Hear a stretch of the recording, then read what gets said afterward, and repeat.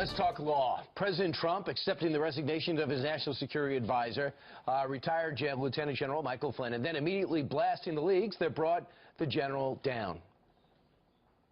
Papers are being leaked, things are being leaked.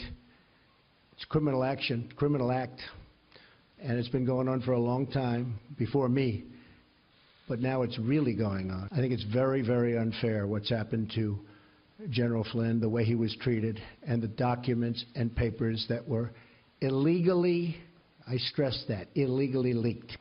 It's criminal, it's illegal. So what are the potential consequences for those people who are responsible for these leaks? Here to discuss is Fox News senior judicial analyst, Judge Andrew Napolitano. It's a very unhappy state of affairs in the federal government right now. So here's the background. General Flynn, his last job in the military was the head of the Defense Intelligence Agency, military spies. Yeah. General Flynn's career was spying. He knew when he was on the phone with the Russian ambassador that American spies were listening to everything he said. He knew it. It was absolutely standard operating procedure. But he thought he was being listened to by patriots.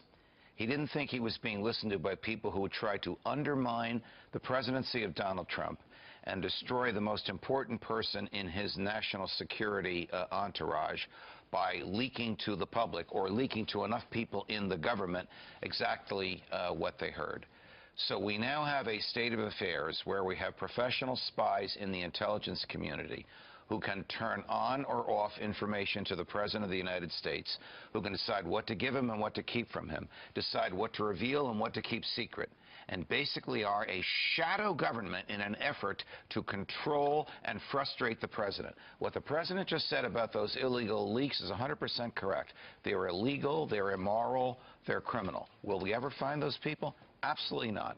They are the best stealers of secrets, keepers of secrets, and leakers of secrets on the planet. They're the same people that concocted that stuff and leaked it about the president supposedly in a hotel room in Moscow. You know, I was reading Andrew McCarthy in the National Review, and he said because, you know, the leak came out that Flynn had discussed sanctions or whatever it was with the Russians, and they were very specific about what they leaked out. He says release the entire tape so people can actually see well, that. That'd be a very good, and Andy's absolutely correct on this. If they released the entire tape, you'd see how harmless it was. Right. So here's the picture.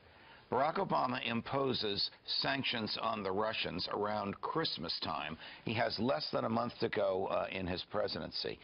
And Donald Trump's soon-to-be national security advisor, General Flynn, calls up the Russian ambassador and basically says, we will probably look at this differently in another month.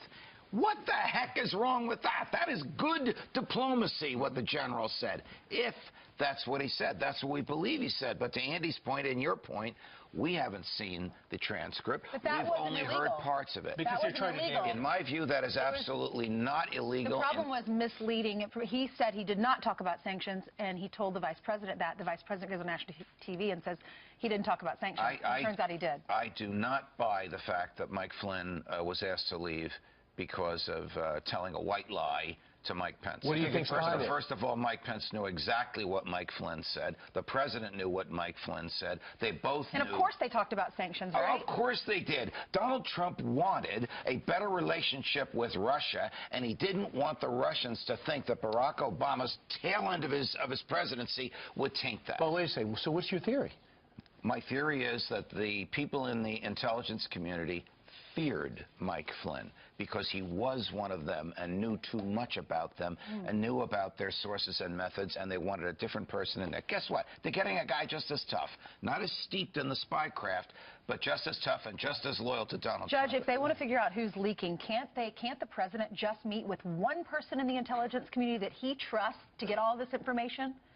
Versus 50 or whatever? It's a lot more complex than that. You have members of the Intelligence Committee who say they don't trust the President of the United States. Yeah. You know what? If you don't trust your boss and you can't work for your boss, get another job.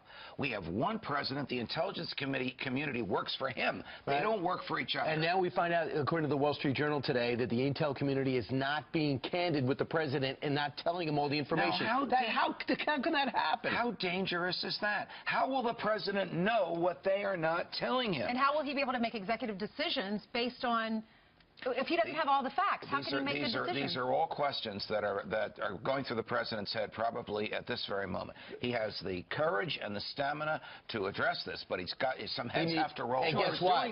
National Intelligence Director, not confirmed yet. Right. The CIA guy was just Mike Pompeo's only had the job for a week. Right.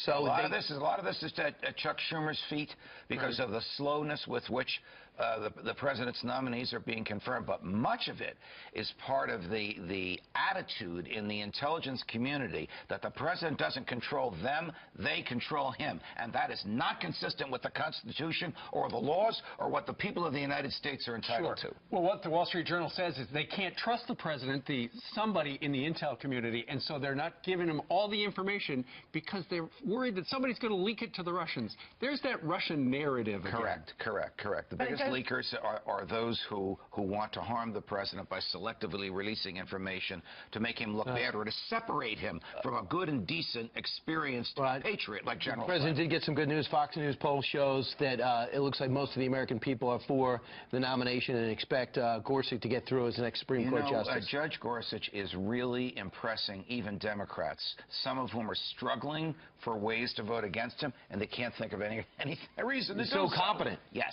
Right, so 49% for it, 14% haven't made up their mind yet. I think the confirmation hearings will sound like a lesson in constitutional law, and I think it'll be confirmed very shortly thereafter. Although all the Democrats will probably vote against him, right? I don't think so. I don't think so. I think some Democrats are saying it's a good and decent man. I may not agree with him on everything, but this is the type of intellectual honesty and political indifference. He doesn't care about the political outcome because he's not in the political branches of the government that we want on the court. And they want 60 votes because they don't want the precedent being a nuclear option because, you know, the president will do whatever it takes to get him confirmed. Mitch McConnell thinks he has 59, so I think they're going to get the 60th. All right. We'll see. All right. All right, guys. All the best. All right,